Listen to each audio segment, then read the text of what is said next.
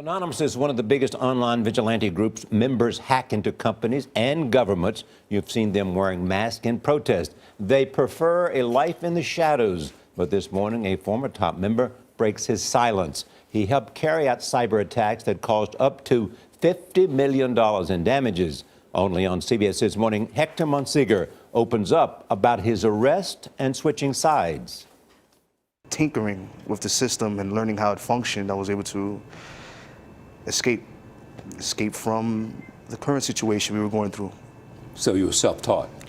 Absolutely. You know, everybody around me were into something, but it wasn't computers.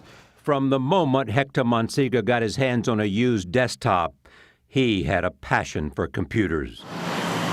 But for the boy raised by his grandmother in this New York City housing project, it was the internet that provided a gateway to something bigger. How did you learn about hacking?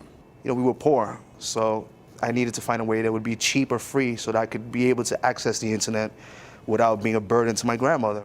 According to court documents, at first he stole credit card information, selling the numbers or using them to pay his own bills. Monsegur eventually adopted the name Sabu and joined a mysterious group of hackers about to take off.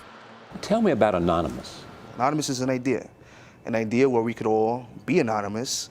We could all work together as a crowd, united. We could rise and fight against oppression. We are Anonymous. We are Legion. As Anonymous grew, Monsegur helped take the movement to a worldwide level. At the height of the Arab Spring in Tunisia, he hijacked the Prime Minister's website, posting this letter in support of protesters. It was amazing. I saw finally I was able to do something that contributed to society, regardless if I was at home in the Lower East Side, in the projects, behind a computer. Monsegur admits he was behind thousands of hacks.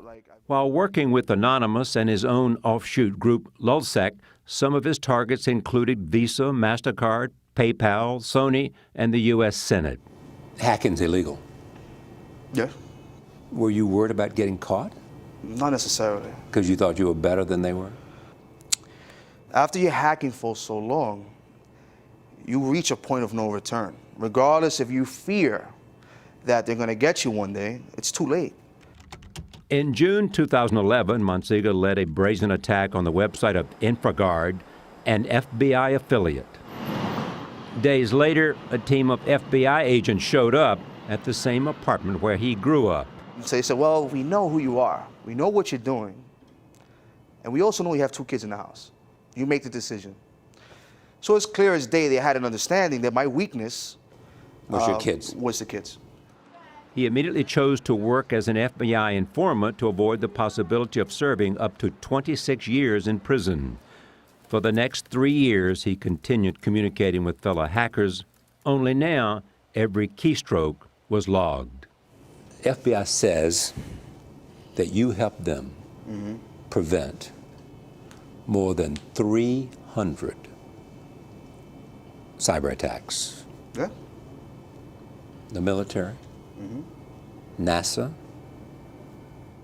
I was able to intercept attacks that were happening against the government and share it with the government so they could fix these issues.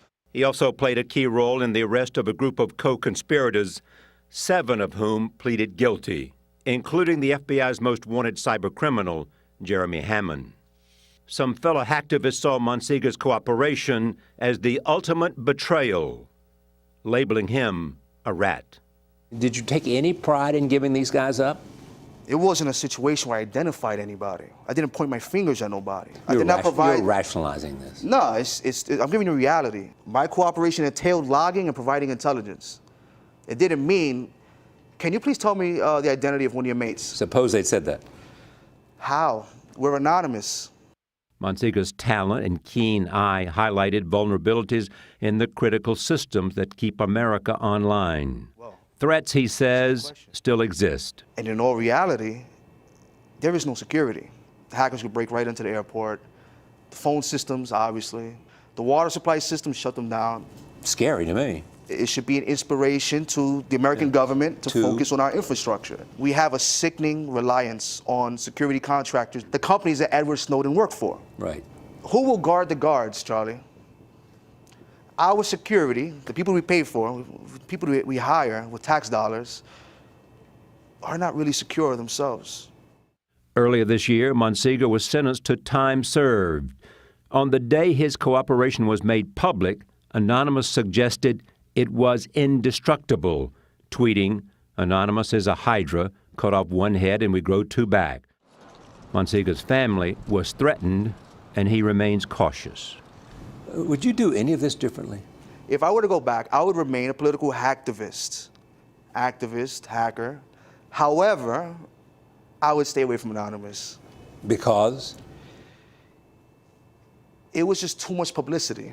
Can you imagine that if you had not gone one direction, but had ended up in Silicon Valley?